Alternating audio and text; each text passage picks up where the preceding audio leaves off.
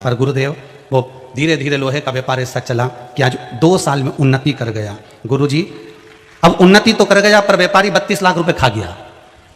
अब व्यापारी 32 लाख रुपए खा गया तो मेरा पति कथा सुन रहे थे, शिव महापुराण की खाना खाने आए थे घर पे भोजन करने। भोजन करते समय उनने शिव महापुराण की कथा में इतना सा सुना कि शंकर की आराधना करो तो गया हुआ पैसा भी वापिस आ जाता है। तो उसने कहा मैं पशुपति व्रत करूंगा पैसा वापिस लाने के लिए, और देखूं सियोर वाला महाराज ने बताया कि पैसा आए कि नहीं आया। गुरुजी दूसरा सोमवार हुआ था और 20 लाख रुपए लाकर देकर चले गया। ये पत्र में लिखा है 20 लाख रुपए लाकर देकर चले गया। और जिसने दिए वो कह रहा है कि मुझे 2 सोमवार हो गए पर मैं बेचैन हो रहा था, मुझे ऐसा लग रहा था कि मुझे घबराहट हो रही है। तब मेरी पत्नी ने कहा तुमने किसी के पैसे में से तो नहीं रख लिया, सियोर वाले महाराज ने प्रवचन में कहा था। तो 20 लाख रुपए वो देकर गया है, बस 12 लाख रुपए और रह गए गुरुजी। और के गया है कि 2-3 सोमवार तक दे दूंगा, मतलब 5 सोमवार में। जी तू तो चकाचक चकाचक। अब बोलो और भी पत्र चलो बाद में पढ़ेंगे अपन करते जाओ। श्री शिवाय आपके चेहरे पे प्रसन्नता देखकर ही बाबा की बड़ी खुशी हो जाती है, बाबा ने करुणा कर दी बस बहुत। अब लोग इसको टोटका कहें चाहे जो मर्जी पड़े वो क्यों, आग लगे बस्ती में अपन तो रहे मस्ती में। कोई कहे कि महाराज ये बताए वो बताए, पुराण में नहीं लिखा, मत लिखे रहते, मेरे दिल में तो लिखा है। बहुत अपने मन से करो, शंकर को रिझाना है, ढोंग और प्रपंच में नहीं पढ़ना, किसी के चक्कर में नहीं पढ़ना। फिर निवेदन है सियोर वाला महाराज के चक्कर में भी मत पढ़ो और कहीं के महाराज के चक्कर में मत पढ़ो। ये महाराजों के चक्कर में पढ़ोगे तब तुम ही सीताराम जी हो जाओगे। अपने किसी के चक्कर में नहीं पढ़ना, अपने तो भगवान के चक्कर में पढ़ना है, भोलेनाथ जी के चक्कर में पढ़ो। और भोलेनाथ भी ऐसा देवता है वो अपने चक्कर में ही नहीं पढ़ने देता, उसकी परिक्रमा भी पूरी नहीं लगाने देता। तो मेरे चक्कर में भी मत पढ़ो। शंकर जी बोले मेरे चक्कर में मत पढ़ो, तो हम किसका चक्कर लगाएं? तो शंकर जी बोले मैं राम जी का लगाऊं तो भी राम जी का लगा, जाओ राम नाम गाओ। शंकर जी ने चक्कर लगाने के लिए भी राम को दे दिया। वो शिव है, शंकर है, ओघड़दान। अब यहां महाराज बलधरा से भीम कह रहे हैं कि तूने इतना छोटा सा शिवलिंग का निर्माण करा, अगर शिवलिंग का निर्माण करना था तो तुझे बड़ा करना था। अब बलधरा ने कह दिया कि जो शिवलिंग बनाए, यहां तो शास्त्र कहता है कि कंकर शंकर है, छोटे से छोटा। शिव महापुराण की विदेश्वर संहिता में लिखा है जितना छोटा शिवलिंग, जितनी छोटी मूर्ति, जितनी छोटा स्वरूप घर में होता है उतना सुख देता है। ज्यादा बड़ी मूर्ति घर के अंदर नहीं होना चाहिए, पोली मूर्ति घर के अंदर नहीं होना चाहिए। जितना छोटा हो उतना सुख देगा, छोटे से छोटे।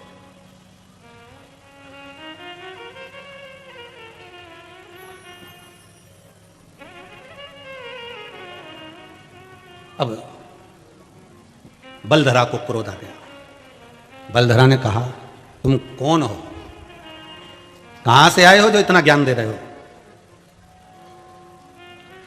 और मेरी भक्ति को टोक रहे हो, तुम हो कौन? भीम की ये वो धर्म पत्नी है साहब जो शंकर की आराधना बिना रहती नहीं थी। भीम की ये वो धर्म पत्नी है।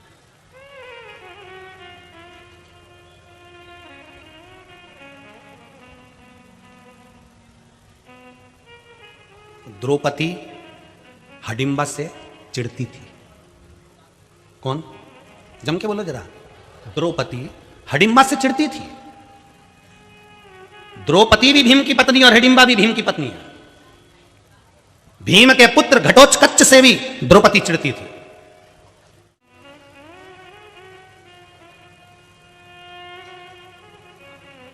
किसी की पत्नियों से, किसी के बच्चों से द्रौपदी नहीं चिढ़ती थी, परंतु जितना द्रौपदी हडिम्बा और घटोत्कच से चिढ़ती थी।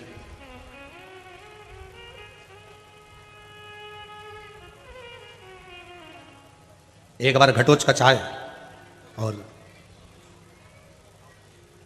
आते से ही उन्होंने द्रौपदी से कह दिया माता जी बहुत भूख लग रही है, कुछ दोगी खाने के लिए?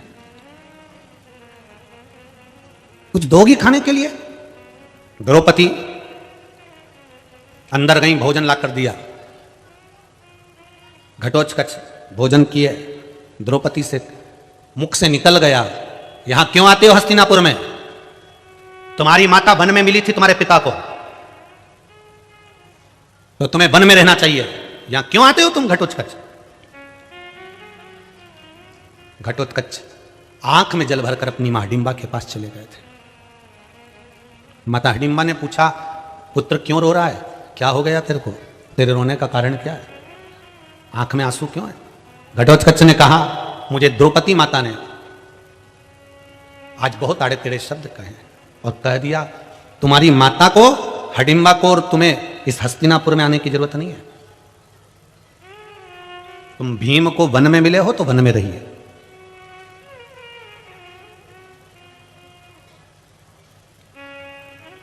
हडिम्बा देवी जी की भगत थी, माता की भगत। उसको आ गया क्रोध। हडिम्बा राक्षस की बहन भी थी, क्रोध में भर गई। और क्रोध में भरकर जब हडिम्बा चली कि आज मैं इस द्रौपदी को निगल जाती हूं, तब उसी समय पर बलधरा आ गई थी और बलधरा ने समझाया, हडिम्बा शांत रहो। जी क्यों किसी के शब्दों पर क्रोध करना? लोगों की तो आदत पड़ी है कि वो क्रोध दिलवाएंगे और क्रोध उत्पन्न करेंगे और क्रोध उत्पन्न करेंगे जिससे आपका जीवन नष्ट हो जाए। तुम्हें क्रोध दिलाएंगे, क्यों क्रोध करना? क्रोध को शांत करो, जिसके कर्म का दंड वो भोगेगा। तुम रुको। बलधरा ने कहा, हडिम्बा ने कहा, फिर भी बलधरा तूने मुझे समझाया इसलिए मैं द्रौपदी को तो नहीं निकलूंगी, पर मैं इस घटोत्कच की मां हडिम्बा आज श्राप देती हूं द्रौपदी तुझको कि तू बिना पूत के रहेगी, तेरी संतान तेरे सामने मरेगी। और आप सब जानते हो द्रौपदी के कितने बच्चे हुए थे? 5। अश्वत्थामा ने सोते हुए 5 पुत्रों का वध कर दिया था और बिना पूत की हो गई थी, बिना पुत्र। जीवन में एक बात बहुत अच्छे से उतार लीजिए शिव महापुराण से कि हमें किसी का दिल नहीं दुखाना कभी जिंदगी में। कभी मत दुखाइए किसी का दिल, किसी से अपशब्द मत कहो, किसी से ताना मत दो। जिसके कर्म का दंड वो भोगेगा, जैसी करनी वो कर रहा है उसके अनुसार वो भोगेगा। वो ईर्षा कर रहा है किसी से, ईर्षा का फल वो भोगेगा। किसी को अपशब्द कह दिया उसका फल वो भोगेगा। किसी के साथ कपट कर दिया उसका फल वो भोगेगा। जैसी करनी करेगा उसके अनुसार उसको फल भोगना पड़ेगा। मत बुरे कर्म कर बंदे ना पछताएगा, भगवान की आंखों से तू बच नहीं पाएगा, तू बच नहीं पाएगा। अरे ओ अज्ञानी मत करना दानी। इसीलिए फिर कह रहे हैं कि समझ जाओ अभी भी मौका है। हमें किसी पर उंगली नहीं उठाना, हमें किसी पर अपशब्द नहीं करना, हमें किसी पर आरोप नहीं करना। कब हमको झेलना पड़ जाए कोई भरोसा है? अरे कितनी सुंदर बात है। एक दरवाजे पर एक संत आते और भिक्षा मांगते, कहते, भिक्षा मांगते हुए कहते, जैसा करोगे वैसा भरोगे। भिक्षा मांगते और कहते, जैसा करोगे वैसा भरोगे। भिक्षा मांगते और कहते। एक स्त्री के दरवाजे पर पहुंचे, वो स्त्री अपने पति और पुत्र को कुछ बताती नहीं थी, थोड़ी गलत स्वभाव की थी, गलत संगत की थी। उसके दरवाजे पर पहुंच जाते भिक्षा मांगने। स्त्री को सुनाई दिया कि महाराज कह रहे हैं जैसा करोगे वैसा भरोगे। उस स्त्री को बड़ा बुरा लगा, बड़ा बुरा लगा। उस स्त्री को लगा कि महाराज मुझसे कह रहा है। अच्छा, कई बार शिव महापुराण की कथा व्यासपीठ से चलती है तो किसी किसी लोगों को ऐसा लगने लगता है कि महाराज हमको ही तो नहीं कह रहा है कहीं। किसी किसी को लगती है ऐसी। हो वो वाला गाना याद कर लो, कहीं पे निगाहें कहीं पे निशाना। मतलब कथा चल रही है सीधी और निशाना तुम्हें लगे, समझ जाना शंकर तुमको समझाने के लिए बैठा है। बस कथा चलते चलते जब कथा तुम पर उतरने लगे, कथा चलते चलते जब अपने आप पर, अभी तक कथा में दूसरे पर उतर रही थी, अब अपने आप पर उतरे तो समझ लो कि आप शंकर को मिलने में देरी नहीं है, कथा मेरे पर आ गई है। मतलब अब मुझे संवरना है, अब मुझे सुधरना है। अभी तक जो कथा चल रही थी तो लोगों को लग रहा था उसके लिए बोला होगा, उसके लिए बोला होगा, हमारी पड़ोसन ऐसी, हमारी धड़ोसन ऐसी, हमारे यहाँ वो ऐसा, हम दूसरे पर। अब कथा जब अपने तक पहुंच जाए तो समझ लो कि अब शंकर को मिलने में देरी नहीं, क्योंकि हम सुधरेंगे, युग सुधरेगा। अब हमारी सुधरने की बारी आ गई है। अब वो कह रहा था जैसा करोगे। उस स्त्री को लगा ये महाराज मुझसे ही कह रहा है और ये रोज मेरे दरवाजे पर मांगने आता, रोज ताना देकर जाता है। एक काम करती हूँ, आज इससे लड्डू बनाती हूँ, खाएगा और मर जाएगा।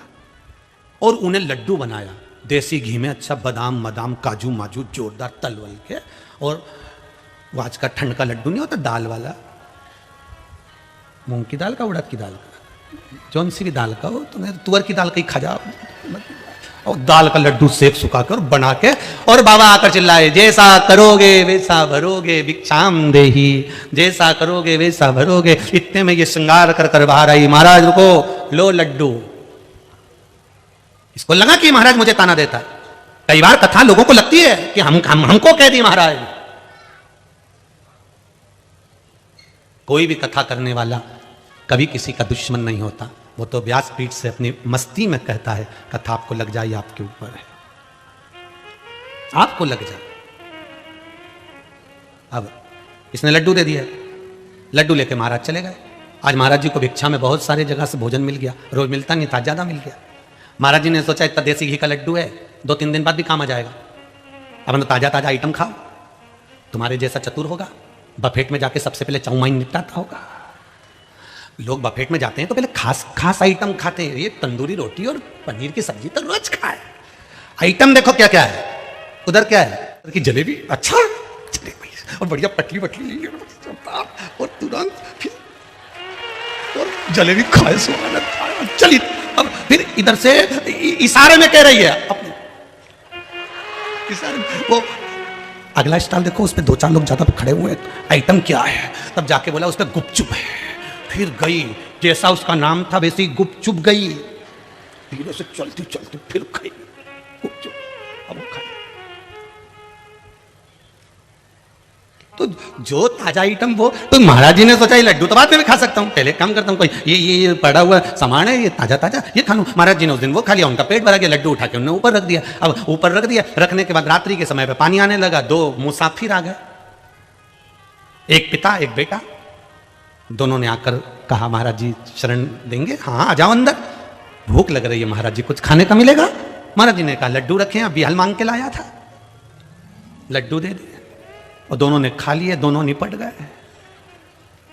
इनकी पत्नी को सूचना मिली, पत्नी कोई दूसरी नहीं थी, वही जैसा करोगे भरोगे। पत्नी को सूचना मिली तुम्हारा पति और पुत्र मर गए, रोती बिलखती हुई आई, पति के शव को देखा, पुत्र के शव को देखा, अरे इनको किसने क्या खिला दिया, क्या बिगाड़ा था मेरे पति ने, क्या बिगाड़ा था मेरे बेटे ने, क्यों मर गए, किसने खिलाया? राजा के दूत पकड़कर संत को लेकर आई, इन्हीं के घर का लड्डू खाया था।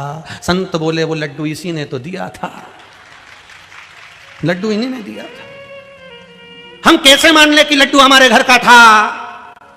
संत ने कहा ऊपर कैमरा लगा हुआ था। कैमरा? अब आप लोग सोचेंगे उस समय पे भी कैमरा होता था। हाँ, पड़ोसन ऊपर से देख रही थी कपड़ा सुखाते सुखाते, इससे जोरदार कैमरा और कहां मिलने वाला है? वो कहते हैं ना नारी के कितने श्रृंगार होते हैं, जम के बोलो जरा। नारी के 16 श्रृंगार होते हैं, तो कहा नारी का एक 17वां श्रृंगार भी होता है जिसके बिना वो अधूरी रहती है। कौन सा? कि चुगली।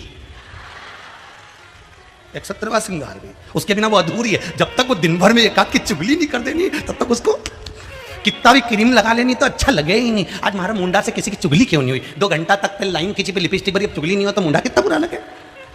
ये 17वां श्रृंगार है। चुगली हुई क्यों? इसलिए फिर भी निवेदन कर रहे हैं, या तो सुधर जाओ नहीं तो सिधर जा, मौका है। अब कहा जैसी करनी वैसी भरनी, जैसा करोगे वैसा भरोगे। तूने उसको दिया, उसने उसको दिया, उसने खाया, वो मर गया। तुम दूसरे के लिए अगर खड्डा खोद रहे हो, दूसरे पर एक उंगली उठा रहे हो, दूसरे पर आक्षेप लगा रहे हो, दूसरे को अपशब्द कह रहे हो, दूसरे को ताने दे रहे हो, दूसरे को गाली दे रहे हो, दूसरे के लिए आड़ा टेढ़ा बोल रहे हो, तैयारी कर कर रखना कि तुम्हारे लिए भी कोई तैयार बैठा होगा। इसलिए बहुत अपने जीवन को आनंद में जियो, भगवान की भक्ति में जियो। अगर राम का नाम लोगे तो राम मिलेगा, कृष्ण का नाम लोगे कृष्ण मिलेगा, शिव का नाम लोगे शिव मिलेगा। आक्षेप से नहीं मिलेगा, आक्षेप से नहीं। जैसा करोगे वैसा भरोगे। द्रौपदी ने हडिम्बा के पुत्र को भगा दिया था और वो हडिम्बा ने द्रौपदी के वंश को मिटा दिया था। ले तेरे तो बिना पूत के रहेगी, बिना संतान। संतान होने के बाद भी संतान चली गई, जरा विचार करिएगा। किसी का दिल नहीं दुखाना हमको।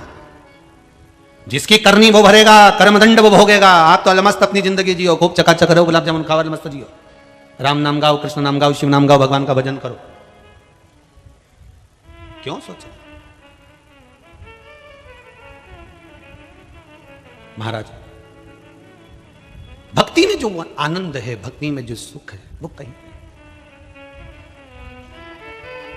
महाराज शिव कथा कह रही है, अब यही बलधरा भीम से कह रही है, तुमने ये ठीक नहीं कहा। शिव की उपासक बलधरा कह रही है, ये आपने ठीक नहीं कहा। शंकर की भगत बलधरा कह रही है, आप कह रहे हो कि मैंने जो शिवलिंग बनाया वो ठीक नहीं, यहाँ तो शास्त्र कहता है कि कंकर शंकर है। जब कंकर शंकर है तो एक छोटा सा छोटा कंकर भी शंकर ही माना जाएगा। और आप कह रहे हो ये शिवलिंग छोटा है। शिव महापुराण की कथा कहती है जितना घर में छोटी सी छोटी मूर्ति होती है, घर में जितना छोटे से छोटे भगवान होते हैं, जितना छोटे से छोटा स्वरूप होता है, वो सुख देता है, वो आनंद देता है।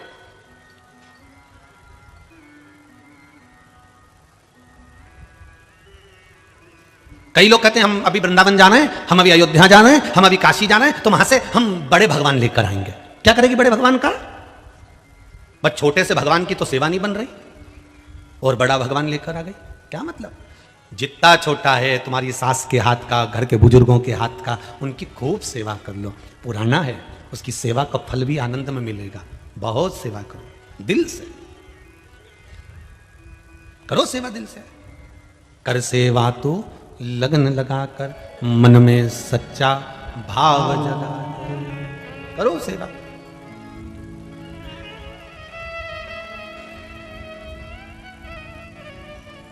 और जब दिल से सेवा करी जाए, दिल से भाव से, दिल से अगर भगवान शंकर को रिझाया जाए तो शिव क्यों नाराजी हो? भगवान शंकर बलधरा स्वयं भीम से कहती है, अरे सुनो पांडुपुत्र, तुम किसी की भक्ति को छोटा नहीं कर सकते। किसी की भक्ति को आपको छोटा नहीं करना। भक्ति कभी छोटी नहीं होती, भक्ति कभी छोटी नहीं होती है। और यदि आप कहते हो कि ये छोटा शिवलिंग है तो आप इसको थोड़ा सा हिलाकर बताओ। भीम कहता है कि इतने छोटे से शिवलिंग को मैं हिलाकर बताऊं? हाँ हिलाइए महाराज। वो छोटा सा जो शिवलिंग था वो